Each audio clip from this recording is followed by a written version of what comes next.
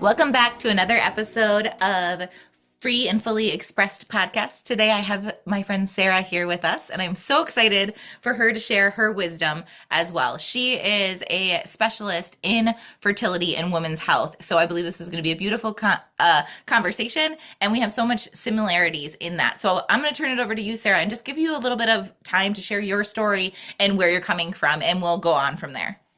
Awesome. Thank you for having me, Jackie. I feel like I could talk about this for days, so I'll try to keep it brief. I know that this is sometimes a triggering topic for people, and so I always want to give permission. Like if this is not the episode for you, if you're not in the space, you can just pause this and come back to it later. But for those that do want to hear and are ready for the next step, then this is it, right? So, yeah, I'm Sara. I am formally trained as a nurse practitioner in family medicine. I've been in healthcare for 15 years now. I have worked in family medicine and women's health for most of that time. And I'm also have some additional training in integrative medicine. So, whole body solutions for all of the many disease, right, in the US and beyond. And I fell into the fertility space through my own fertility journey, like most of us who are on some sort of a healing journey. I was going through my integrative medicine program, interestingly enough, when I began having miscarriages. I had a son who was 2.5 at the time, and we got pregnant with him really easily. And it was a great pregnancy and, just typical, nothing out of the ordinary. And got pregnant with our next baby very quickly and had a miscarriage at about 5 weeks. And I didn't know it right away. It hit me like a ton of bricks. It was not something I was expecting. I was an otherwise healthy 31-year-old woman who knew a lot about health already and had no clue why that was happening. Experienced a miscarriage at home and got pregnant again probably about 3 months later, and unfortunately had yet another miscarriage. And it was then that I decided to seek help from my colleagues, to figure out what was wrong. And I quickly realized that conventional medicine holds no place for women that are suffering loss. As a No. previous labor and delivery nurse, like I can resonate with that so much of like not that the nurses didn't like lack compassion, but there's just no space and honor in the process of that. I don't care if the baby was very young or full term, like it's still a baby and it's still experience and it's a mental, emotional, physical, energetic process in Mhm. that. So my heart goes with you for that.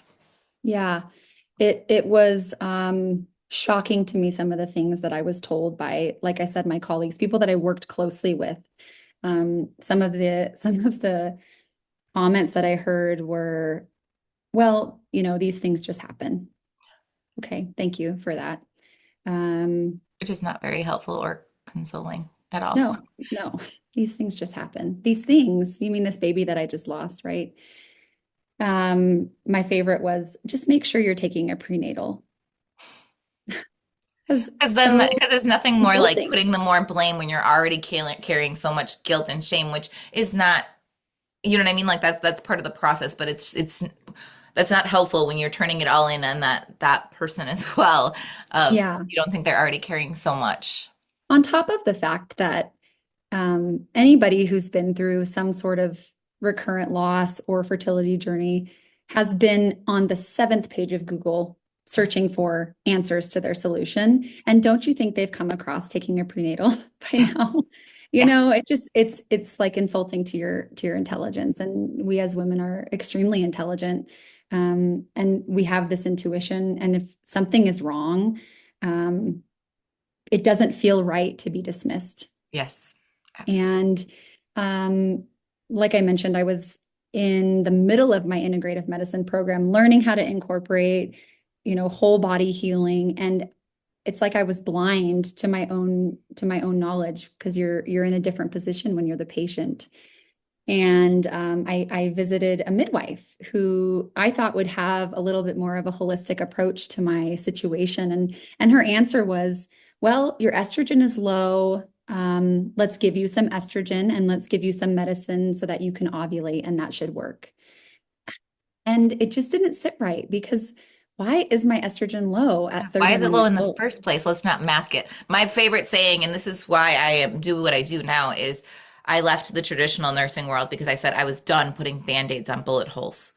I want to Totally. clean it out and get to the core. And that's literally a perfect example of like, let's just like our body is crying out, it's saying things, and we're ignoring that and we're bypassing that, and let's just fill something in. Absolutely. It's literally why I do what I do now, because I know that there's a whole population of women who feel the same way, but maybe don't have the medical knowledge or the support from their providers to help them understand what their body is saying. What are the symptoms you're having really telling you? Yeah. Or even deeper than that, what symptoms are you ignoring Yeah. that your And then body's been opening to screaming out? possibility too, because like you don't know what you don't know and say, okay, so this isn't normal. The doctor keeps telling me it is normal. I've heard that in my own, I was sharing a little bit with Sarah and we'll get into that later of my own experience and being told it's normal. It's normal. But is it normal? And if that's Mhm. normal, I don't want to be normal. I want to be in ideal function for me, not perfection, but to support my body and listen to me in that same breath. Exactly. What is normal? I mean, I could talk about that statement for 100 years because this is a totally side note, but my son was born with a birth defect, and I was thrown into a world that I had no clue existed before he was born. And the term normal really gets to me because, we're all made perfect, Mhm. and none of us are normal.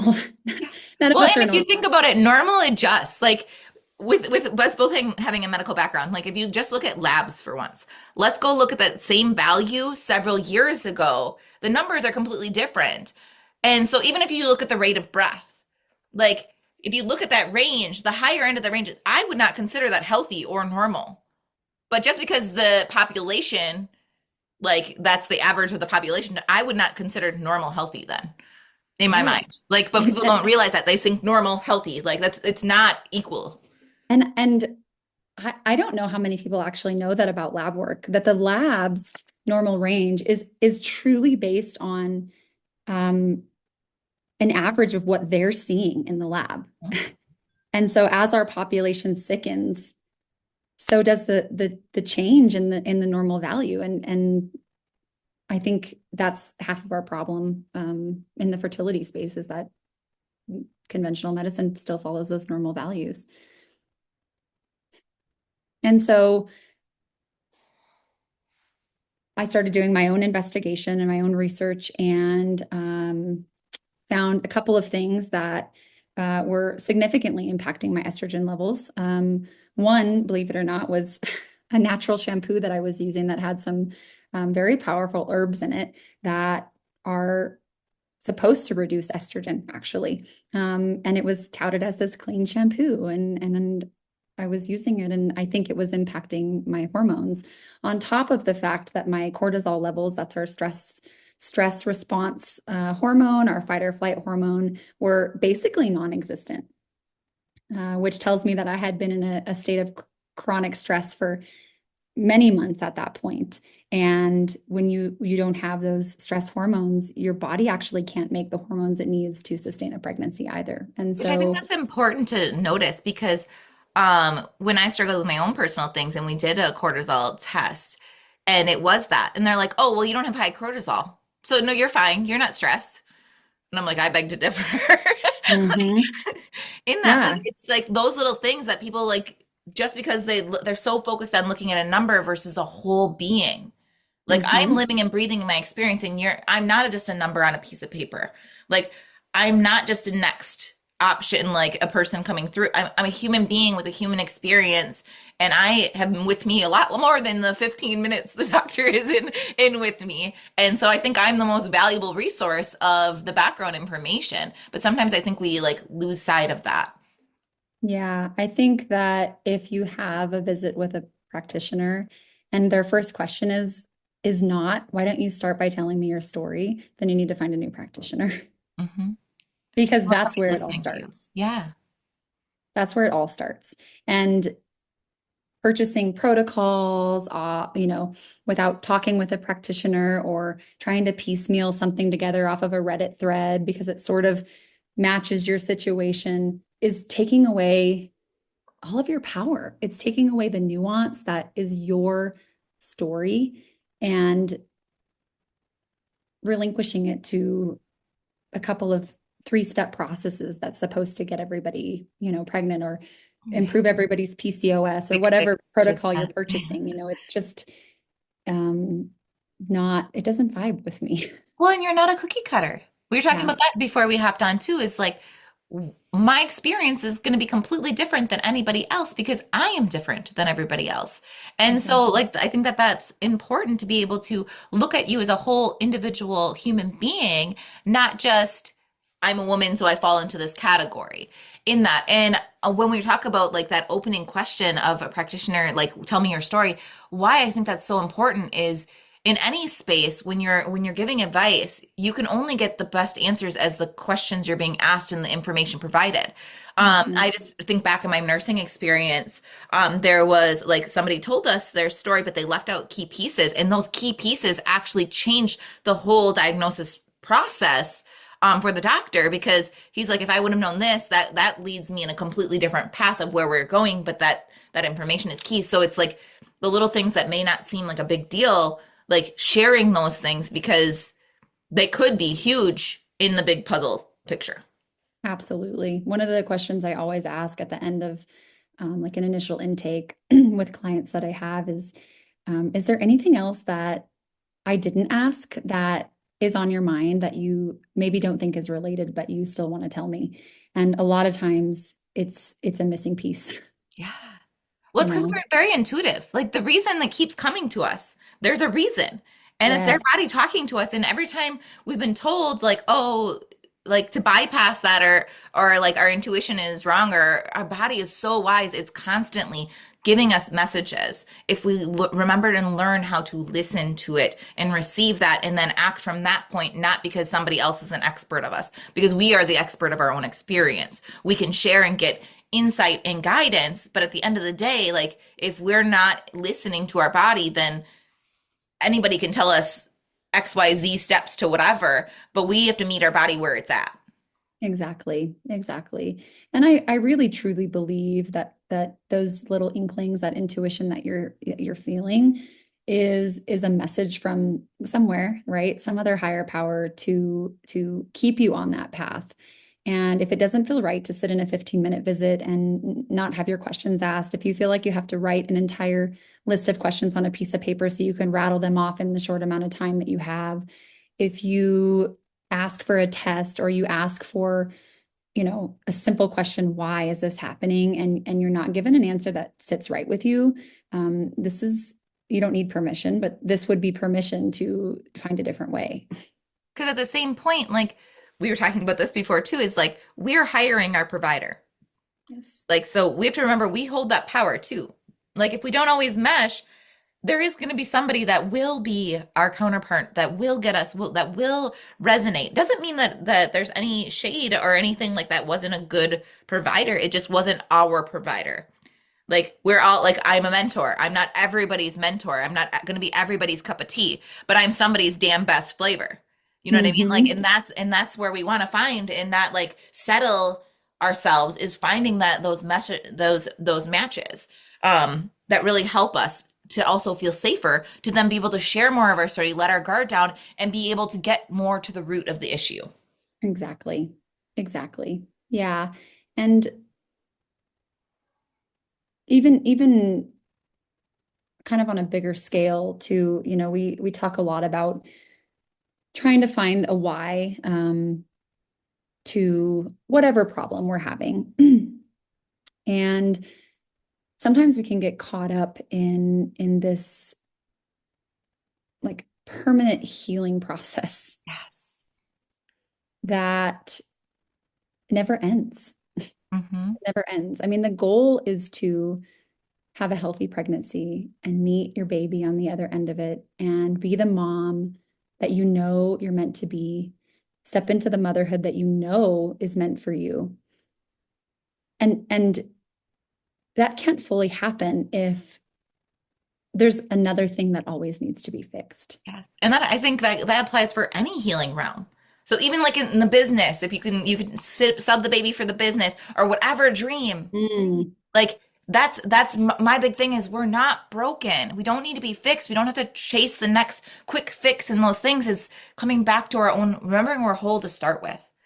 And it's just reclaiming those parts of us. And that's what I love. Like I have Reclaim Your Queen, and reclamation is like a huge part of what I do. And then you have your Reclaim Fertility. And I was like the stars couldn't aligned better to bring us in and It was having so this perfect. conversation because we have such of that same holistic like background and really that idea. And that's why this podcast is beyond the diagnosis, the woman, the body, the wisdom, because that's what it is. It's not just a label. It's not a, I have this, because then we can turn into this self-fulfilling prophecy of, okay, they said I have this. So now I'm starting to create symptoms because my mind is a powerful tool.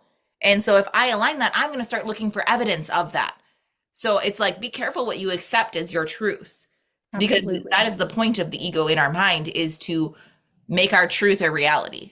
Like Yes. that is the role it plays. And so it's going like always questioning. My whole life I've been told like, why do you ask so many questions? And like they people would think that I'm challenging authority in that. And no, I question to understand deeper.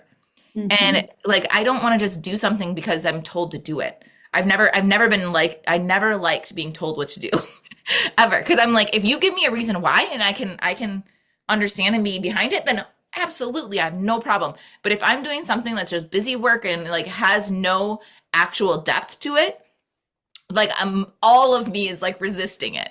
Even though I have the good girl syndrome, I checked the boxes a lot of times in school, but every part of me I would be like kicking and screaming while I'm doing it. In that process is like, I think that's what it comes down to, is like remembering like we're on a journey, and it's about enjoying the journey, not just chasing a destination, because guess what? That's when you get to that point and you're like, something's missing. And then you also get this adrenaline high of the chase, right?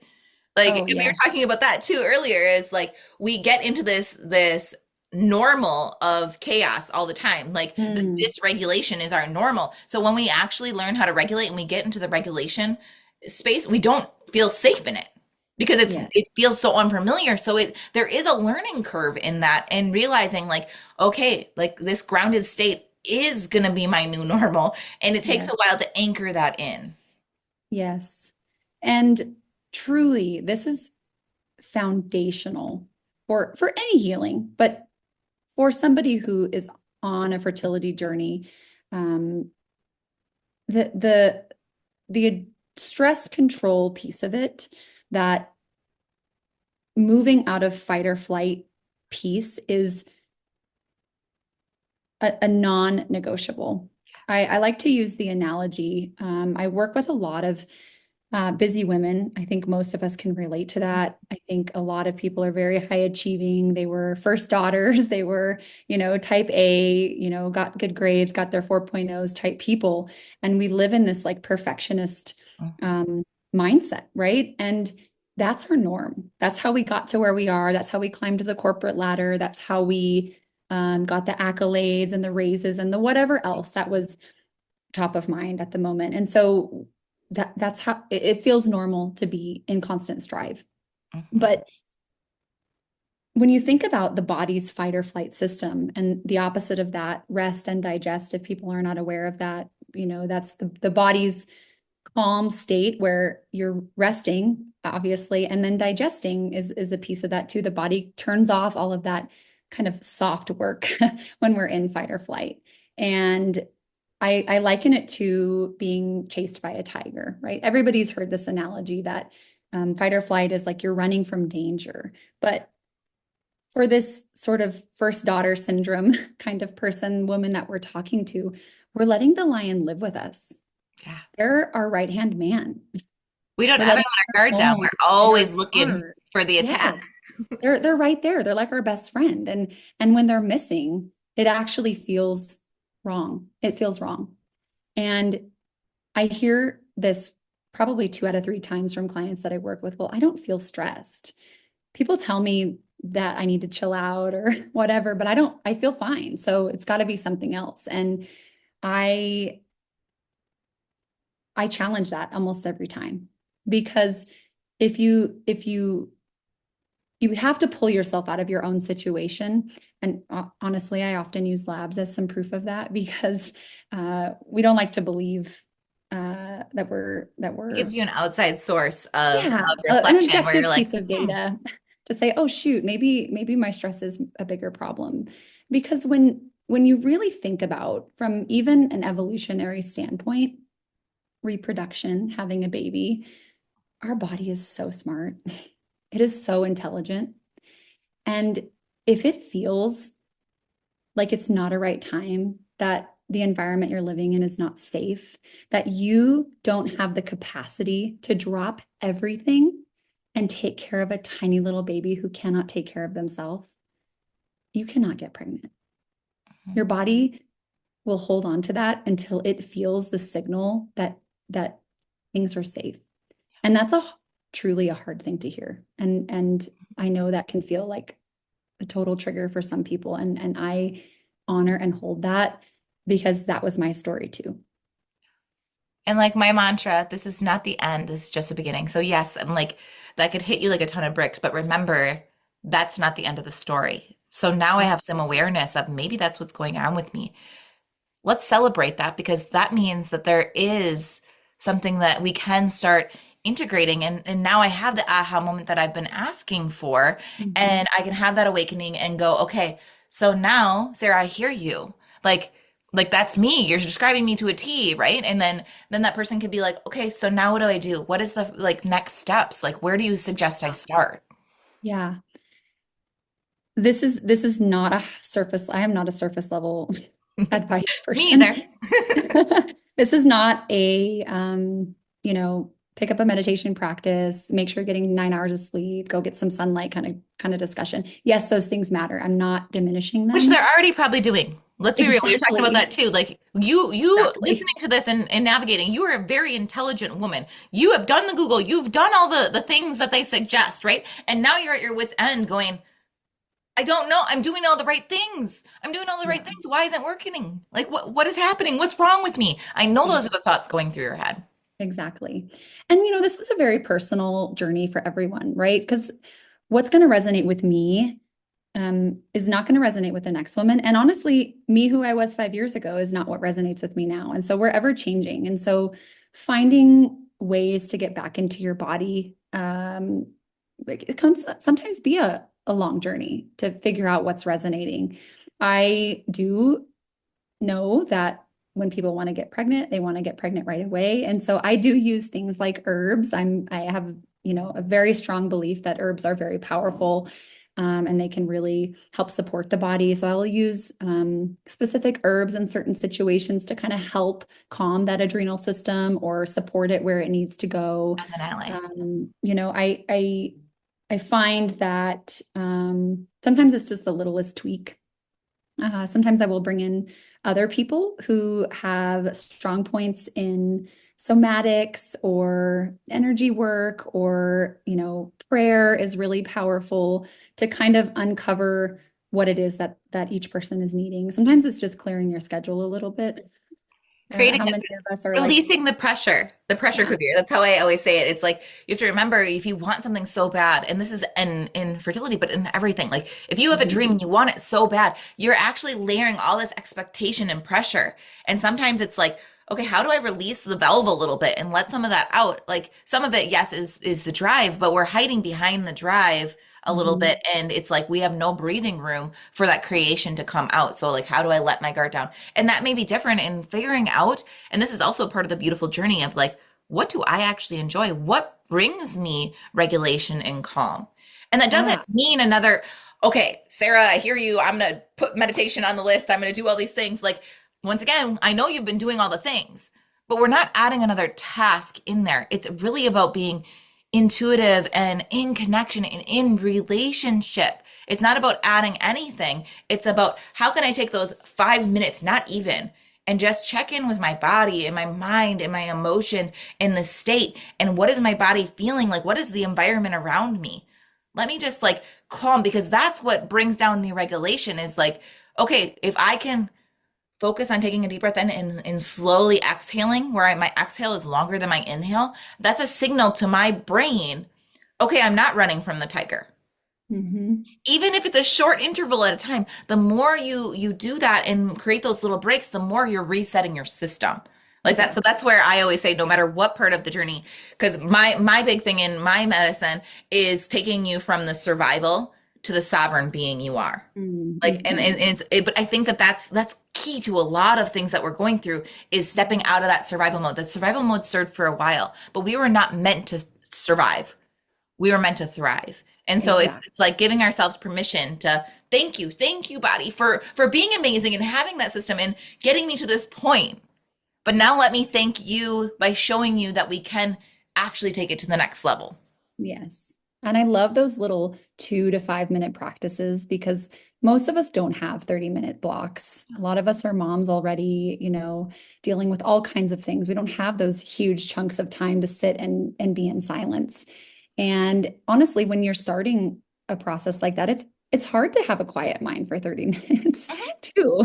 Well, One and of my that's another favorite, thing that I want to call like busters there. Like as a mom, I have three boys, like very high energy, always like I remember going in, I'm like, how am I ever gonna have a quiet moment? We're not meant to be like quiet moments. So guess what? Like I bring my children into my practice and into those things and love like that. I hear the noise and it smiles because I remember like, hey, I created this beautiful life. Yeah, And they're exactly. existent. It's not about shutting anything out. It's being like, okay, they're here and then my heart can settle because yeah, like that I did that. I created all of this world that I live in right now. And what are those little thoughts in the back of the mind that are creeping up that get the floor too? Like because that's what I always say when I'm doing like the mental part and the emotional part. It's like I'm at a round table and I'm calling them in and saying, okay, I know like you're in resistance and you're pouting back there and I can feel it. So you have the mic. I'm giving you the mic. You're the floor. You tell it. Like this is your soapbox to stand on because your voice is important, just like everybody else in this room, all parts of me, right? And a lot of times when you let them have the floor, like they get that and then the energy discharges. Just like like Mhm. if you have a toddler and the more you tell them they can't, or like, no, just wait. Like the more they like, you can see it, and they're like, but I need this. And then, but if you literally say like, okay, it's yours. Like, let it out. Keep going. I know there's more in there. Like, I let it all out, and then eventually they're like, okay, I'm fine. I'm gonna go play. Like, but that's a lot of Yes. times we just want to be heard, witnessed, and held, and Yes. that's what I do in my practice with all of me, and that doesn't have to Mhm. take forever. Like Yeah. honestly, when you sit for longer parts, like, yeah, sometimes it's beautiful, but sometimes that creates more stress. Hmm. Like those longer pieces. So those little nuggets of those like two to Guilt. five, like if that feels good to you and that's a beautiful start, and it's not about, can I sit here in 10 hours of meditation? That's not real life. Like, Exactly. so Exactly. let's look back and say why. Let's ask the question why. Why do I want to do that in the first place? And if I my love why that isn't there idea because about, somebody told me, then maybe I take that opportunity to go, okay. So yes, they may have this beautiful like idea of what I want, but at the end of the day, why am I doing it? Because there has to be a why, internal why for me. Otherwise, I am just checking boxes. hmm exactly. I love that idea about discharging energy. That I have a practice that I do when I'm feeling overstimulated or overwhelmed. And it's literally just I'm a very visual person. So it's visualizing this energy that's all kind of jumbled static electricity in your body. And you just start like grabbing your body, right? And moving the energy to the center of your body. Grab your legs, grab your arms, grab your body, move it to the center and give it some space for a few minutes and recognize that it's there, and then literally just visualize with and follow it with your hands down your legs, down your feet, into the ground, and it's gone. We have this idea that grounding has to be this middle of the grass, laying there with bare feet. situation. And honestly, all it has to be is that you are touching the earth. The earth is taking that energy from you, and you can let it go. Yeah. And It's it's all about intention. extremely powerful, extremely powerful. And play with it. Like that's part of like healing doesn't have to be this heavy, daunting thing. Like a core foundation to my practice is play. So like when I another fun way that I discharge energy. You remember as a kid, like we'd be in socks and we'd slide around the carpet and create static electricity, and then we'd like shock your sibling or something. Like I do that. It's like almost like I'm visualizing me scooting and I'm collecting all the energy that's like the chaos storm around me and within me. And I'm collecting it and collecting and collecting it and I have it all in my hand, and then it's like poop. Like I pop it into whatever, and then you see like for me, like as a kid, I was like, oh, it pops into the glitter and whatever, like something fun and playful. But then as you allow yourself to like go back into that childlike state, you realize how much regulation and Hmm. energy like shifts that you feel so lighter afterwards. And like you Hmm. can't help but smile. Like as I'm saying this, I can see Sarah like smiling because she knows those moments. That may not be kids nowadays, but I know like for us, like there is not one of us that haven't been scooting around and just like having a little static electricity shock. And side note, I suppose it's our job to continue that, right? Yeah. That they don't forget that those things are just as fun as their iPads, et cetera, Mhm. or probably more fun. Yeah, and from that point, once you get to this regulated state, I should repeat myself.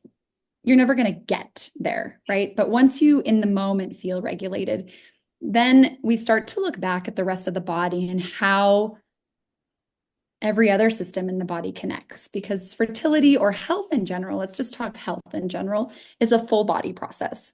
Absolutely. Nothing ever works on its own. It's like a car, a well-oiled machine. When one piece is broken, the rest of it starts to break down. And so then you can get into the nitty-gritty of what things may need a little bit of tweaking. And this doesn't, in my world, this doesn't mean going on a full restrictive diet and like 20 supplements and this is your life now.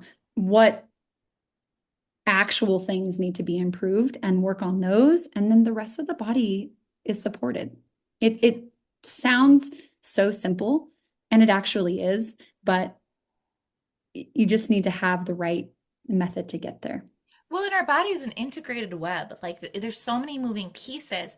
And this is why I say like I was done putting band-aids on bullet holes because in that process, if you think about it, okay, if we're addressing just the surface level stuff, we're not actually getting to the root. So let's instead of doing all the busy work on the outside, let's go and tunnel deeper and let's find the root part because if we shift that, then all the other things shift automatically. And so, Mm-hmm. like, instead of doing the 50 million things and going, oh my gosh, I'm like pulling out my hair just thinking of it. Like, 'cause that's the energy of like, I'm doing all of the things right. And they, so and so says I have to do this. And now I have to introduce this. And we're trying to do all these things. But at the end of the day, maybe it's just a connection and a safety thing. So Mm-hmm. if we do that one little thing instead of the 50 million things, Yeah. we might not Yeah. need all of those other pieces. But we have to go inward to be able to change the outward as within, so Exactly. without. Exactly. And that kind of brings up another point too, this idea that we almost kind of forget who we are. You know, it's almost like it's hard to explain, it's not necessarily a remembering who we are, but when you go through something that's truly so grief-stricken as fertility or pregnancy loss, you you are not the same person you were before you went through that. So it's twofold. For one, you're grieving who you used to be. You're Absolutely. learning who you are now and trying to understand and listen to that person inside of you. And I sort of liken it to Alice in Wonderland in the sense that, like, she says, I something along the lines of I woke up today and it's no use going back to yesterday because I'm not the same person I was yesterday. You it's okay to hold waiting and hope and grief all at the same time. They can coexist. And yes, they can And they coexist. do. Emotions are never one-sided. If we sit back and actually truly think about it, there's always different layers. And when we feel angry, a lot of the times when I do emotional work with people, that's actually like our emotional home sometimes for some people. Like that is like the defense mechanism, the bodyguards that are standing outside of the deeper core emotions. So it's like once I allow that part to express, then it's like literally I'm pulling this thread, right? So I go through and the bodyguard is now diffused. Now I go through and then there is this next layer. Maybe it's fear, and we meet fear where it's at and allow fear to have its space and allow it to discharge. And then we go deeper and we find this like core sadness or whatever it is. And there can be different emotions through that, but there's always like this onion effect. It's Mm-hmm. like they're always coexisting. And then we have this guilt of there's part of me that feels happy, but a part of me that feels sad. And I should. Keyword, that's conditioning. Like, but we do it all the time. I should be doing this. Then it's that as soon as that word comes or that thought comes in my mind, I stop it and go, who says? Who Mm-hmm. says I should? What am I comparing myself to? What expectation am I setting for myself? Because Yeah. there's a difference between a standard, we can have high standards, and an expectation. Mm-hmm. And Yes. so like really sitting with that and pulling that back of going, oh, okay, I'm putting myself in these boxes so I can set myself free. So I can Mm-hmm. let that down and go, okay, that doesn't have to be. And I can feel happy for my existence. Like, for example, I'll use one that just popped in my head. Like, I've had learning to love my body in all shapes and sizes and stages of life, right? And so I am a lot heavier set than I was due to my thyroid stuff. And I've really been like not able to bring it back to that more optimal state for me yet. But then I'm learning I am happy that I'm alive. I'm happy that my chapter didn't close, my book didn't end at that point. I have so much happiness and gratitude for that. And I also can have sadness and grief for what I was, knowing that the goal is not to go back to what I was. It's Right. knowing in the excitement of like, what is this new chapter? And I can define my own optimal now in that. Yeah. But I have all of those emotions at once. And that's beautiful. That's okay. That's called human experience in Yeah. life. It's almost like it's nostalgia, you know. Um, it's nostalgia can be a bit of a dirty liar because you really do remember just the best parts of the past most of the time. And it doesn't tell the whole story, Mhm. you know. And the only shoes that you've ever walked in are your own. Absolutely. And so it's no use comparing yourself to somebody else in somebody else's situation because one person's heart is not yours. And someone could have appeared to have gone through something in air quotes so much more difficult or hard or you know traumatic, but your trauma is yours. And don't lessen your experience. Pain is Mm-hmm. pain. Doesn't matter if you're shot or you're poked or whatever, it's still pain. Yeah, We don't need to exactly. devaluate that because it's our experience and something that may have not meant, somebody may have hurt us but not meant to. That doesn't mean that it's on them, right? Like I'm not saying that like oh they could have been way worse. But don't tell me that I didn't hurt in that process when I'm sharing that in that space and having that love for me and not saying that oh I just need to suck it up and get better because there's worse people experiencing worse in the life. How about they can experience their experience and I can experience my experience and we both can come back into wholeness and use that as initiations and evolution process and take those nuggets from it and to show up for myself and be in that tender grace moment and we both Mhm. can exist and that's okay. Exactly. Exactly. Yeah. Oh, I actually would love to hear a little bit more about you mentioned your thyroid journey.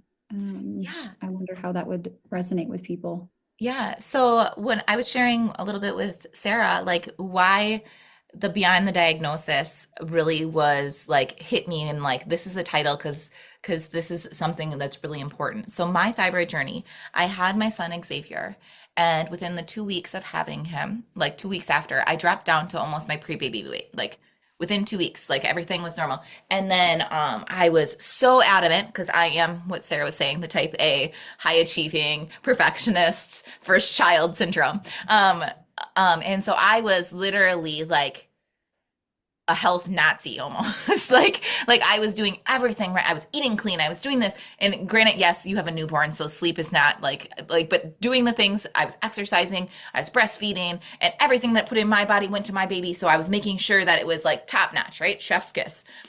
And I kept gaining weight and gaining weight. And every appointment, and when the babies are young, you have several appointments, almost like weekly.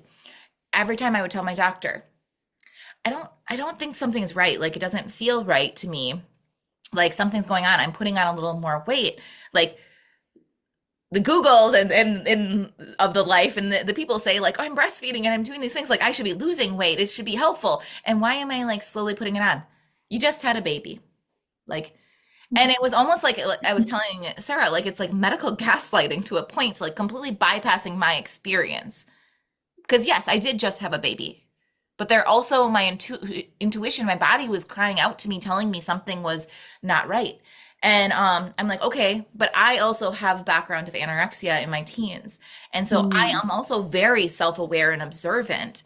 And I know that I struggle at certain points with body dysmorphia. And I knew even in my pregnancy, like I was like, oh my gosh, if I hit over 200 pounds, like I could tell. I would aware and self-check myself. Like that means something. And I'm like, oh my gosh. And like one of my biggest fears was I was gonna gain this weight. And what if I can't get it off?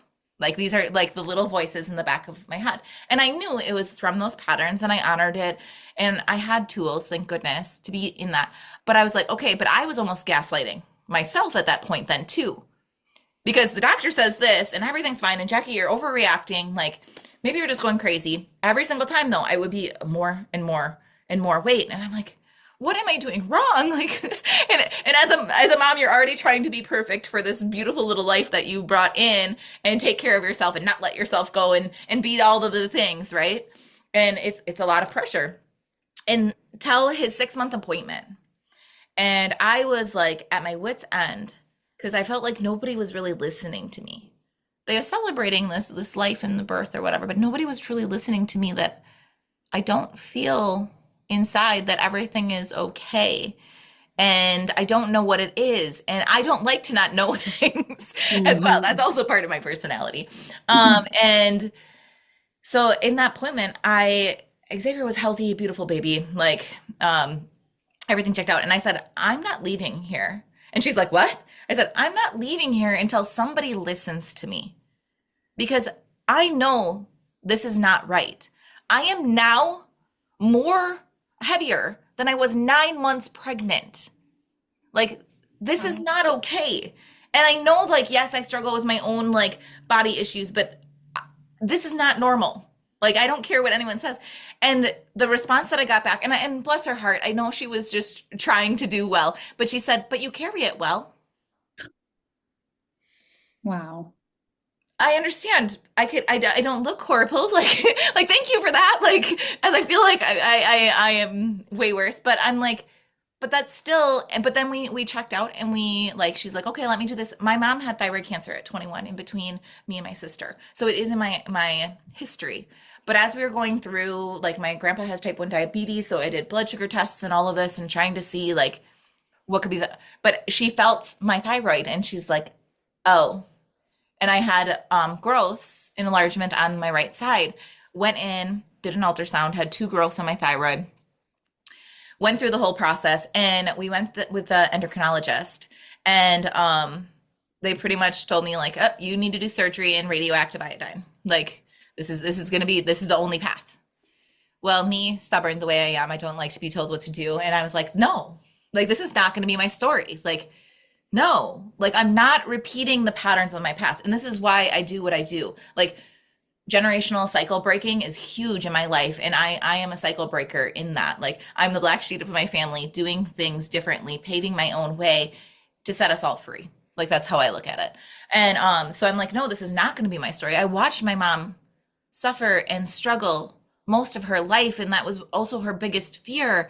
Like, and she had to be on medication all the time. And she'd always share it with me. Like, it was not enjoyable. I'm like, this is not going to be my next chapter. I kept telling myself that the power of the mind. And I'm like, okay, well, I don't agree with that. There's got to be a different way. And she like shock in her face that I'm probably one of the only people that probably said like, no, no, that's just no, that's not happening. Well, and I said I'm not opposed to the surgery if that's what has to happen, but I really don't want my thyroid gone. Like, I know how important a thyroid is to my body. Like, I have the medical background. Like, I know that we don't just chop parts out if we don't have to. And she's like, "Oh no, people do it all the time." To the point, like, this is my sass. Like, in that moment of emotions, I came out and I said, "If it's not that important, then why don't you just go chop yours out?" Like, that's the like, at the wit's end I was at. And like, her face is like, she's probably like worst patient ever.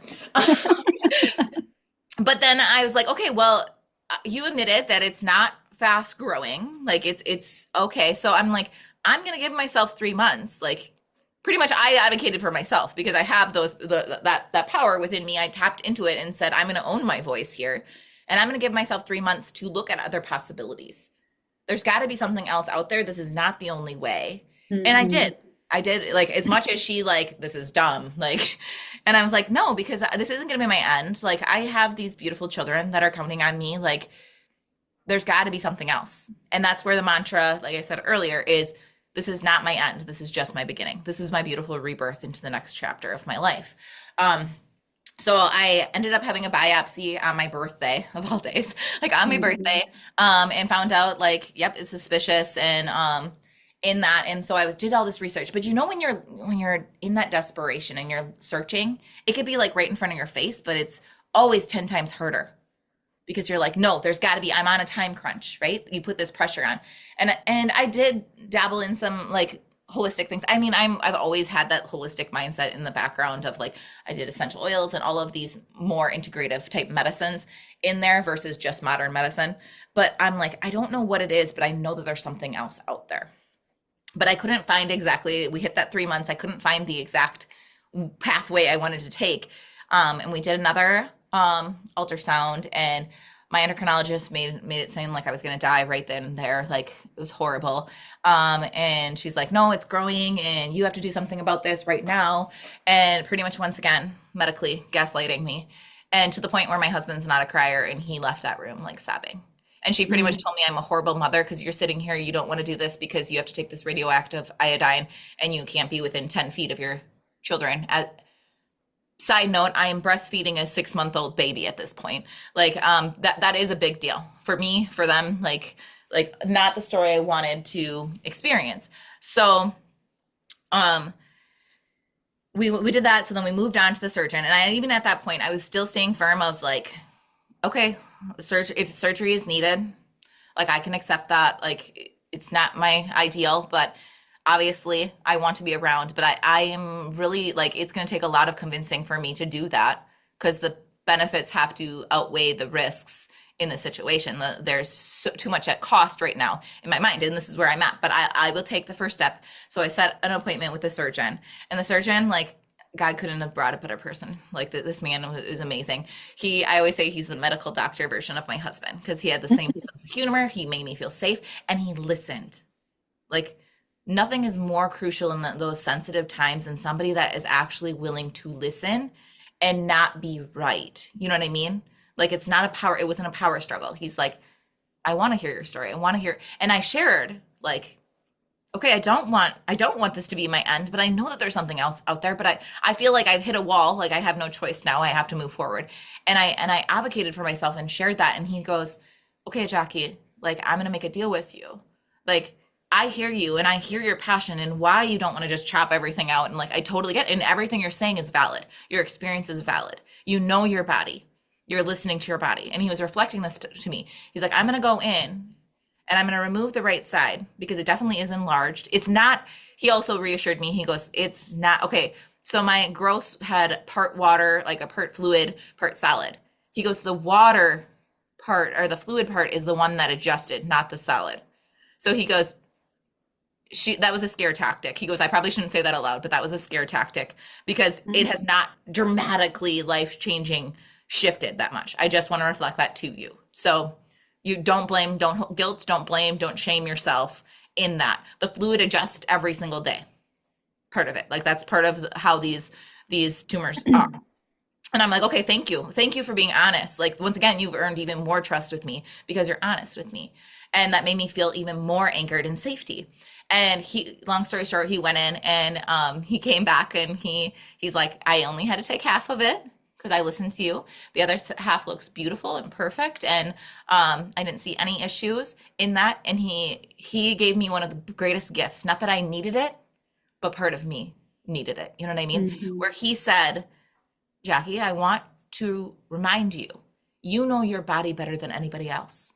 For 6 months, you advocated for yourself and you knew something was not right. And everybody tried to tell you that you were wrong. He's like, Mm. I don't want you to let anybody touch that, poke it, prod it, anything, unless you intuitively know something is off, because you're gonna know before anybody else. And I want you to remind you of that. And it was like this, like finally this exhale of, okay, I'm not crazy. I can trust myself. Not only do I trust him because of the way he carried his demeanor and the energy, the groundingness of that, he reminded me of the holding the mirror of I can trust myself in that process. And Mm. that's why I carry that mantra in all of the life's hills and struggles and obstacles to go through is, once again, this is not my end. This is my new beginning. This is an opportunity to rebirth into a next chapter of me, because I'm not never the person I was before. And now I get to take even more of these beautiful tools and initiations and medicines and help other women step into their voice, their power, their sovereignty, and remember who they are and what they're capable of. And shifting from that survival mode into that sovereignty that we all have, not just women, everybody, every being has. And like for me, it's like I work with women, but I raise 3 young men. Like so it's like the duality of the world is like I'm raising a new generation. Yet truly believe that the women set the tone and the rhythm for life. And so it's like you meet the mother where she's at and able to help her come back into her wholeness. There's this beautiful ripple effect that affects the husband, the family, the partners, all of it. Like, and that's what changes the world. Yes. Oh my gosh, that is so powerful. Thank you for sharing that. Thank you for allowing Truly. me to share it and bringing it back up, because there's so many times that I'm just this humble person and I don't share all of that story, but I think it's relevant for people to hear like where I've come from. Like Absolutely. everything I do is from my experience. Like I've Yes. walked the path. I've been in the muck. That's what I would say. I've been in the muck. I've struggled through. And for me, like as a shamanic soul guide, like what I do is I'll get in the muck with you. I will not pull you out, which people are like, what? No, because that's doing you a disservice. I will get in the muck with you. I will cheerleader you on. I will give you the tools. I will show you where you could try to place your hands, but I will not do it for you because that is a disservice to you. I want you Hmm. to remember your own power to get yourself out of that situation. So then when you get in a mucky situation again, you don't create codependence, because that's another cycle I'm breaking in my family. Like, I don't want any more codependency hierarchy. That is not what life is about. Yes. You are a sovereign being. You have the tools. You are so resourceful. I'm just here to be that mirror and reminder of what you're capable of. So then Yeah. you can build the confidence, because that's a muscle, right? Like you can build the confidence to go, okay, I remember how to do this and I can do this. And at first, it's kind of like training wheels, right? You can have me as like a support, your ally, but you're the one doing it. I'm not on the bike pedaling. You are. And then they come off until you're like, I own this. I am in this energy and I'm okay. I'm just a little catalyst along the way. Yeah. And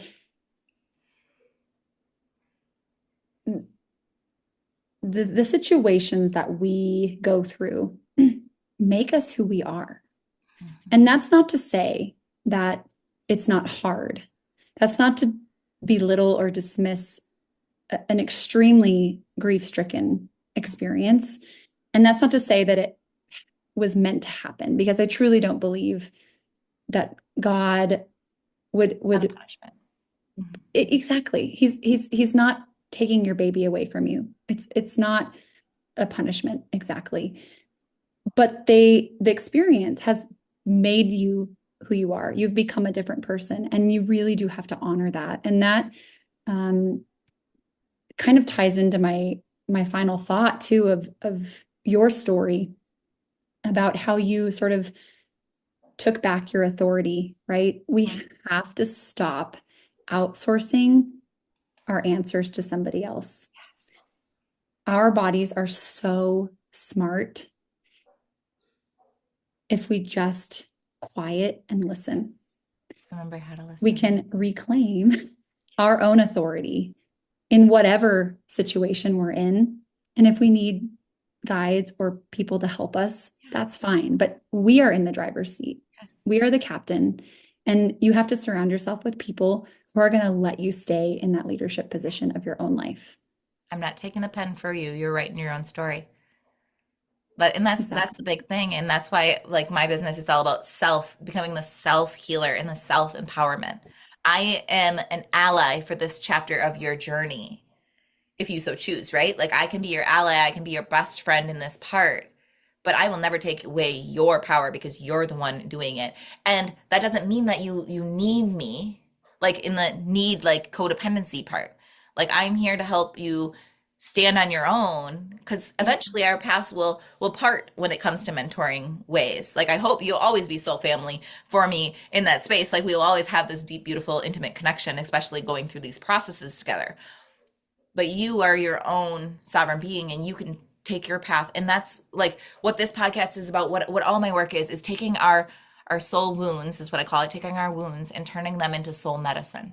That's why we have these initiations. Because Sara, if you didn't go through what you went through, it carved you into this path of what you're doing and how powerfully impactful and in the medicine you're creating for these women to not feel alone because you felt alone, I'm sure, in that process. So you're like, I know how it feels and I don't want someone else to have to be feeling that way. So I'm going to be that pace. And that's the taking it and shifting it into our medicine and being that support for the older version of us as well.